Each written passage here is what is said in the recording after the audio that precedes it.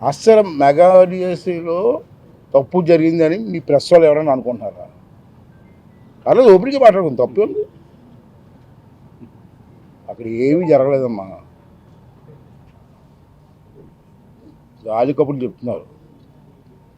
నీ టైంలో ఎప్పుడన్నా మెగా డిఎస్సీలో ఒక ఉద్యోగం ఇచ్చేవయ్యా? పెద్ద రకం ఇప్పుడు ఇచ్చావా? ఈవేళ అన్న మాట ప్రకారంగా 16,000 మందికి సెలెక్ట్ అయితే 13,000 మంది ఆల్రెడీ జాయిన్ అయిపోయారు.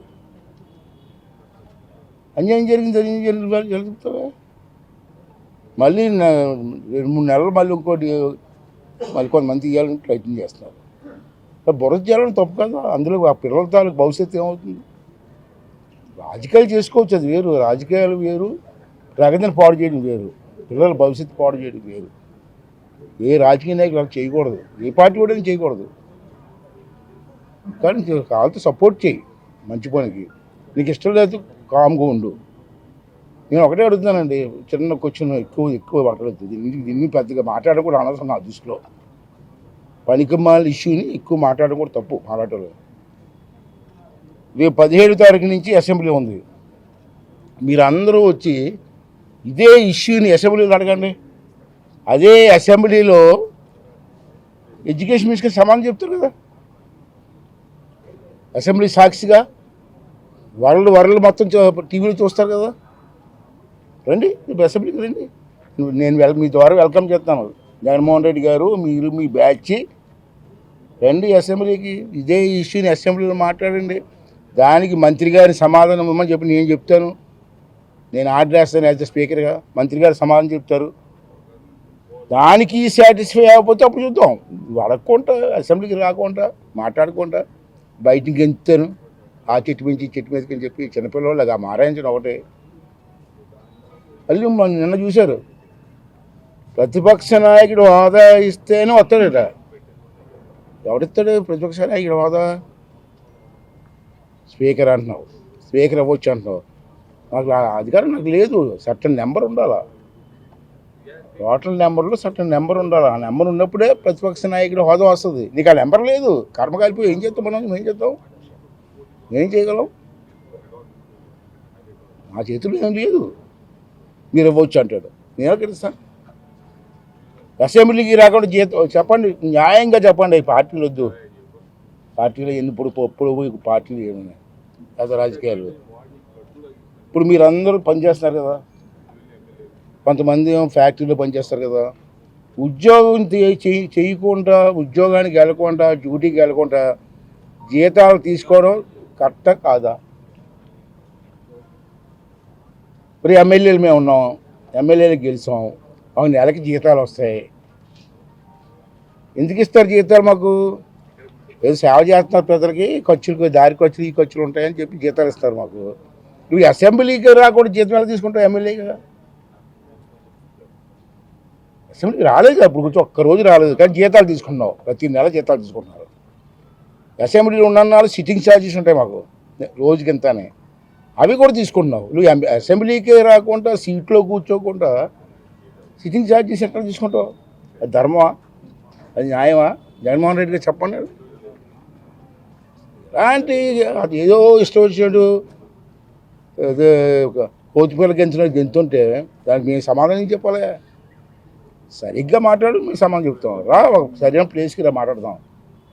ఎందుకు అందరూ ఎందుకు అసెంబ్లీకి రా? రేపు 4 రోజులు టైం అసెంబ్లీ ఉంటుంది. 4 రోజులు ఇష్టం వచ్చిన క్వశ్చన్లు వేయి, దానికి కాన్సర్న్ మంత్రిగా సమాధానం చెప్తాం.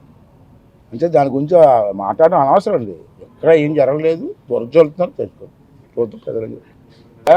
ఇలాంటి క్వశ్చన్లు వేస్తేనే నీకు చికాకు వస్తుంది, మాకు చికాకు వస్తుంది. ఉండు, డెమోక్రటిక్ అంటున్నావు. అది గెలకపోతే నేనేం చెప్తానే? అది గెలిచిన తర్వాత 20 మంది సభ్యులు ఉండి నేను అవకాశం అవ్వకపోతే నా తప్పు. నీకు కావాల్సిన సీట్లే నెంబరింగే నీకు రాలేదు. నా తప్పే ఉంది, నా తప్పే ఉంది. నా తప్పు ఉంటే నెంబరింగ్ ఉండి ఇవ్వకపోతే స్పీకర్ తప్పు చేస్తున్నారని చెప్పండి. అది నెంబరింగే రాలేదు, నీకు కర్మకాలిపోయి. నెంబరింగ్ లేకుండా నాకు ఇచ్చే ప్రతిపక్షం అవుతా, అది ఇచ్చేస్తాను నేను. లేవు మీరు చూడండి, మీరు ప్రెస్ వాళ్ళు కాబట్టి మీ ప్రెస్ ఆఫీస్లో చట్టాలు బుక్స్ ఉంటాయి, ఆ బుక్స్ తిరగేయండి ఒకసారి. అది ఇచ్చే అధికారం అయ్యన్న పాత్రుడు గారికి, స్పీకర్ గారికి ఉందంటే చూపించండి, నాకు రేపు సంతకం పెడతాను. సార్, ప్రకాశం జిల్లాకి మొట్టమొదటిగా స్పీకర్గా వచ్చున్నారు. ఇప్పుడు మీ అభిమానులు ఎన్టీఆర్ గారిది అండ్ మీ పాత మిత్రులు రామచంద్రారెడ్డి గారు విగ్రహావిష్కరణకు వస్తున్నారు. మీకు ఎట్లా అనిపిస్తుంది? ఇంకా రోజులు గోల్డెన్ డేస్ అండి. పెద్ద ఆయన ఎన్టీ రామారావు గారితో పనిచేయడమే నా పూర్వజన్మ సుకృతం. పెద్ద ఆయన ముద్దతో పనిచేయడం అంటే ఎంత అదృష్టం. రామారావు గారు అంటే ఆర్డినరీ పర్సన్ కాదు, అది నా దృష్టిలో మహానుభావుడు, కారణ జన్ముడు. నా రాజకీయ జీవితం ఎంట్రీ అతనే ఇచ్చారు నాకు 83లో. అప్పుడు నా వయసు 24 సంవత్సరాలు, దగ్గర 25కి వస్తున్నాం. నాకు పిలిపించి ఎమ్మెల్యే పోటీ చేయమన్నారు. అంటే సరే సార్ అన్నాను. రామారావు గారు మా భక్తులుగా మేము అని, నీ వయసు ఎంత అన్నారు. 24 సంవత్సరాల 9 నెలలతో ఉంటాయి సార్ అన్నాను. అరే 25 సంవత్సరాలు అవ్వలేదే, టికెట్ ఎలాగిస్తాను అన్నారు. సరే ఇక 3 నెలలు టైం ఉంది సార్, 25 వచ్చేస్తాను, నాకు ఇచ్చేయండి సార్ అన్నాను. ఇచ్చారు. ఇస్తే 83లో గెలిచాం. అప్పటి నుంచి కూడా కంటిన్యూగా గెలుచుకొస్తాను. 7 సార్లు ఎమ్మెల్యే అయినా, ఒకసారి ఎంపీ చేశాను, మినిస్టర్ కూడా 7 సార్లు ఇచ్చారు నాకు. ఎన్టీ రామారావు గారి టైంలో 87లో మినిస్టర్ ఇచ్చారు నాకు. అప్పుడు నా వయసు 27 సంవత్సరాలు. First minister, technical education, youngest minister in ఇండియాలో యంగెస్ట్ మినిస్టర్ నేనే ఆ రోజుల్లో.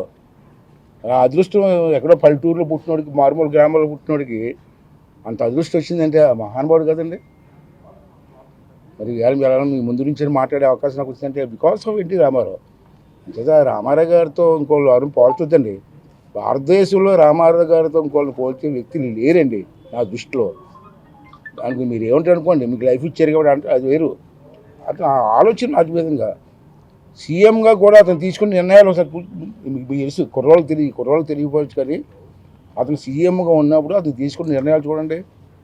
ఉండడానికి ఇల్లు, తినడానికి తిండి, పట్టుకోవడానికి బట్ట, అటువంటి కార్యక్రమాలు, వినూతన కార్యక్రమాలు తీసుకెళ్ళి జనాల్లోకి తీసుకెళ్ళిన మహానుభావుడు ఎన్టీ రామారావు గారు. అటువంటి పార్టీలో ఉండడం మా అదృష్టం, అటువంటి పార్టీలో పనిచేయడం మా అదృష్టం, అటువంటి పార్టీ కోసం అవసరమైతే త్యాగాలు చేయడానికి కూడా మేము అంతకు సిద్ధంగా ఉంటామని చెప్పి సందర్భం చేస్తున్నాం. మహానుభావుడు, అతని నీళ్ళలో, అతని ఆశీర్వాదంలో ఈ స్థాయికి వచ్చారంటే బికాస్ ఆఫ్ ఎన్టీ రామారావు.